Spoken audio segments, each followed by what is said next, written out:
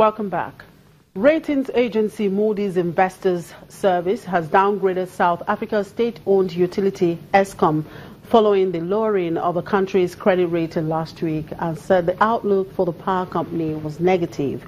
Moody's downgraded the long-term corporate family rating of Eskom and its zero-coupon Eurobonds to BA2 from BA1, leaving it 2 notches below investment grade. Eskom's probability of default rating was also downgraded to BA2 PD from BA1 PD.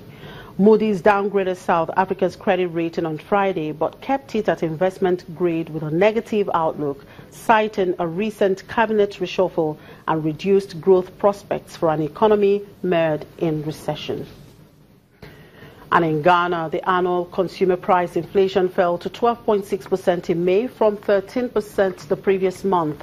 The government is aiming to narrow inflation to 11.2% by the end of the year as one part of a drive to restore macroeconomic stability under a 3-year assistance program with the International Monetary Fund. And back here in Nigeria, and of course, Lagos City struggles to control the daily influx of thousands seeking work created by developments like malls and luxury apartments that are coming up to cater for a small elite. In the past few months, 30,000 people have been evacuated from a waterside fishing community to make way for a similar multi-million-dollar development. Those displaced have been forced into other overcrowded and poorly serviced slums as the growing population battles for space. Sheltering under wood planks on a boat moored at a waterside slum in the Nigerian megacity, Lagos fisherman Thompson Pascal has only this to protect his children from the elements. He is one of 30,000 residents who've been living in boats, shacks, or in the open since bulldozers escorted by policemen destroyed their slum dwellings as competition for building land heats up in Nigeria's booming commercial capital. Where we are now is not our house. We don't have anywhere else to go. We don't know where to move from here, and that is why we moved to this place. I sleep in this boat. I don't have a roof over my head. I sleep in this boat with my family. If it rains, it will fall on us, same as when the sun is out. We don't have anywhere else to go. The site of their former settlement is now guarded by police and young men. A developer has unveiled plans to build a luxury residential and commercial complex there. As with most things in Lagos, home to 23 million people, the housing problem is magnified by the sheer size and energy of Nigeria's megacity. Space is scarce as a result of new building projects, a high birth rate, and the arrival of thousands of people every day from all over the country looking for work. The Lagos state government said it had evicted the fishing community from the Lekki Peninsula because their slum was a hideout for kidnappers and posed a risk to public health. Authorities ignored a court injunction banning any demolition.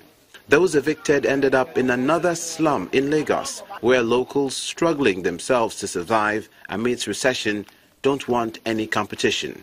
Here, the men are not allowed to fish.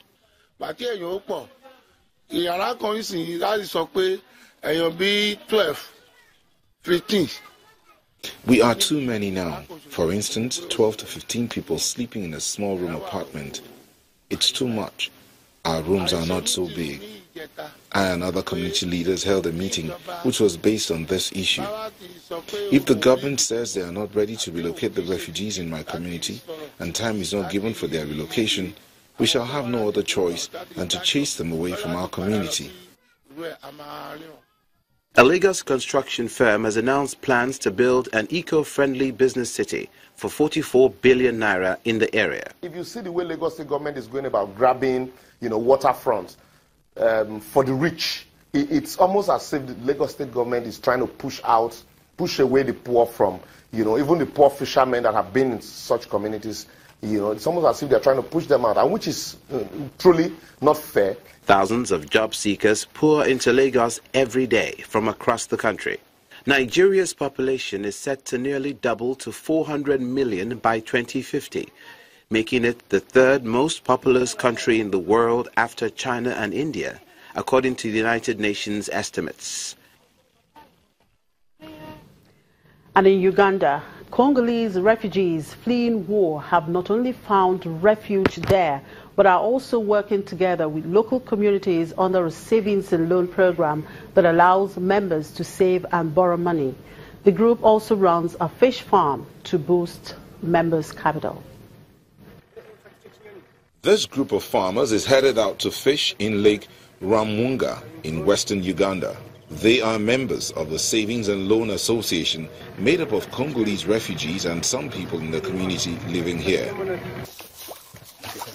Together they breed fish in a floating net cage along the lake, making it easier to monitor development of fingerlings and to harvest fish when mature. Janin Rodi and her friends grow tilapia in the floating farm, which they sell on the local market to support their group.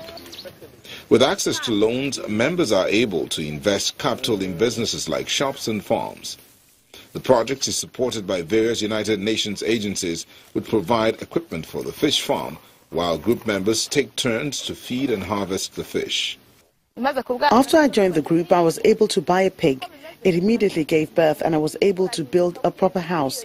I see that my life keeps changing, which gives me hope that I might achieve even more. The group is made up of 25 members, most of whom are refugees. Village savings and loan associations have grown in Uganda in the past decade, providing simple financing facilities to communities that do not have easy access to formal financial services. My dream is to turn the house that I have built with the support of the fish cage group into a storage room for my crops. If I have the money so that I can sell them in Kampala to buy a car and drive myself like everyone else. The Savings and Loan Program is helping refugees access money as well as become self-reliant while they continue to live far away from home. And finally, in Congo, the government has asked the Chinese and Spanish consortia vying to develop a long-delayed $14 billion hydroelectric project to join together and submit a single bid. The statement represents a new delay for the Inga 3 project, which has struggled to attract financing. Last May, the government announced plans to select a developer by October 2016 and begin construction this month. The World Bank announced it had suspended funding for Inga 3 last July after the presidency took control of the project from the Prime Minister's office, raising concerns about transparency. And on that note, we draw the curtain on today's edition of the program. Thank you very much for being part of it. I'm Chimezie Obi. Welcome.